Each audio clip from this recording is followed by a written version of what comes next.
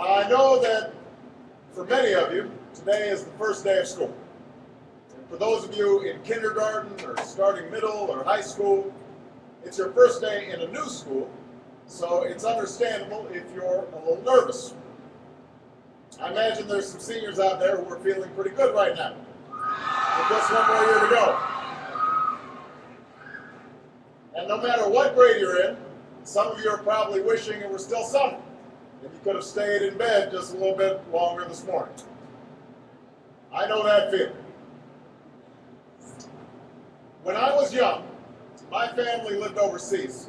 I lived in Indonesia for a few years. And my mother, she didn't have the money to send me where all the American kids went to school. But she thought it was important for me to keep up with an American education. So she decided to teach me extra lessons herself, Monday through Friday. But because she had to go to work, the only time she could do it was at 4:30 in the morning. Now, as you might imagine, I wasn't too happy about getting up that early. A lot of times I'd fall asleep right there at the kitchen table. But whenever I complained, my mother would just give me one of those looks and she'd say, "This is no picnic for me either, Buster." So I know that some of you are still adjusting to being back at school, but I'm here today because I have something important to discuss with you. I'm here because I want to talk with you about your education and what's expected of all of you in this new school year. I've given a lot of speeches about education, and I've talked about responsibility a lot. I've talked about teachers' responsibility for inspiring students and pushing you to learn. I talked about your parents' responsibility for making sure you stay on track and you get your homework done and don't spend every waking hour in front of the TV or with the Xbox. I've talked a lot about your government's responsibility for setting high standards and supporting teachers and principals and turning around schools that aren't working, where students aren't getting the opportunities that they deserve. But at the end of the day, we can have the most dedicated teachers, the most supportive parents, the best schools in the world, and none of it will make a difference. None of it will matter unless all of you fulfill your responsibilities.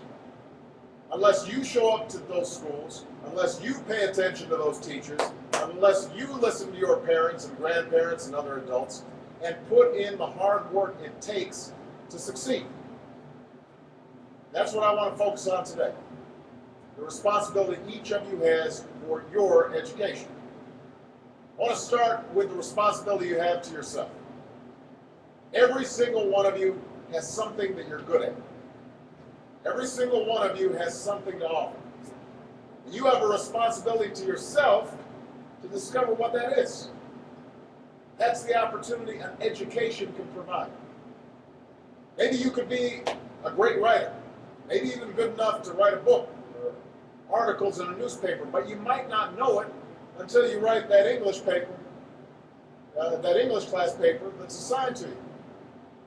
Maybe you could be an innovator or an inventor, maybe even good enough to come up with the next iPhone or the new medicine or vaccine, but you might not know it until you do your project for your science class. Maybe you could be a mayor or a senator or a Supreme Court justice, but you might not know that until you join student government or the debate team. And no matter what you want to do with your life, I guarantee that you'll need an education to do it. You want to be a doctor or a teacher or a police officer? You want to be a nurse or an architect, a lawyer or a member of our military? You're going to need a good education for every single one of those careers. You cannot drop out of school and just drop into a good job. You've got to train for it, work for it, and learn for it. And this isn't just important for your own life and your own future. What you make of your education will decide nothing less than the future of this country. The future of America depends on you. What you're learning in school today will determine whether we as a nation can meet our greatest challenges in the future. You'll need the knowledge and problem-solving skills you learn in science and math to cure diseases like cancer and AIDS, and to develop new energy technologies and protect our environment. You'll need the insights and critical thinking skills you gain in history and social studies to fight poverty and homelessness, crime and discrimination, and make our nation more fair and more free. You'll need the creativity and ingenuity you develop in all your classes to build new companies that will create new jobs and boost our economy. We need every single one of you to develop your talents and your skills and your intellect so you can help us old folks solve our most difficult problems. If you don't do that, if you quit on school, you're not just quitting on yourself, you're quitting on your country. I know it's not always easy to do well in school. I know a lot of you have challenges in your lives right now that can make it hard to focus on your schoolwork. I get it. I know what it's like. My father left my family when I was 2 years old. I was raised by a single mom who had to work and who struggled at times to pay the bills and wasn't always able to give us the things that other kids had. There were times when I missed having a father in my life. There were times when I was lonely and I felt like I didn't fit in. So I wasn't always as focused as I should have been on school. And I did some things that I'm not proud of. And I got in more trouble than I should have. And my life could have easily taken a turn for the worse. But I was lucky. I got a lot of second chances. And I had the opportunity to go to college and law school and follow my dreams. My wife, our First Lady, Michelle Obama, she has a similar story. Neither of her parents had gone to college. And they didn't have a lot of money. But they worked hard, and she worked hard so that she could go to the best schools in this country.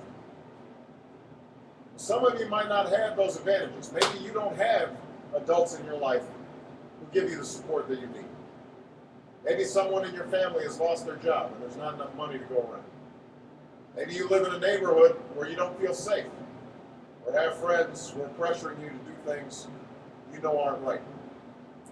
But at the end of the day, the circumstances of your life, what you look like, where you come from, how much money you have, what you've got going on at home, none of that is an excuse for neglecting your homework or having a bad attitude in school. That's no excuse for talking back to your teacher or cutting class or dropping out of school. There is no excuse for not trying. Where you are right now doesn't have to determine where you'll end up. No one's written your destiny for you. Because here in America, you write your own destiny. You make your own future. That's what young people like you are doing every day all across America. Young people like Jasmine Perez from Roma, Texas. Jasmine didn't speak English when she first started school. Neither of her parents had gone to college. But she worked hard, earned good grades, and got a scholarship to Brown University as now in graduate school studying public health, on her way to becoming Dr. Jasmine Perez. I'm thinking about Andoni Schultz from Los Altos, California, who's fought brain cancer since he was 3. He's had to endure all sorts of treatments and surgeries, one of which affected his memory, so it took him much longer, hundreds of extra hours to do his schoolwork. But he never fell behind. He's headed to college this fall. Then there's Chantel Steve from my hometown of Chicago, Illinois.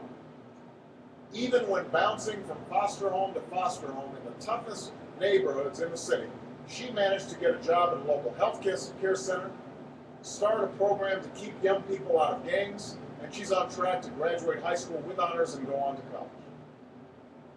Now, Jasmine, Andoni, and Chantel aren't any different from any of you. They face challenges in their lives just like you do. In some cases, they got it a lot worse off than many of you. But they refused to give up. They chose to take responsibility for their lives, for their education, and set goals for themselves. And I expect all of you to do the same. That's why today I'm calling on each of you to set your own goals for your education and do everything you can to meet them. It can be something as simple as doing all your homework, paying attention in class, or spending some time each day reading a book. Maybe you'll decide to get involved in an extracurricular activity or volunteer in your community. Maybe you'll decide to stand up for kids who are being teased or bullied because of who they are or how they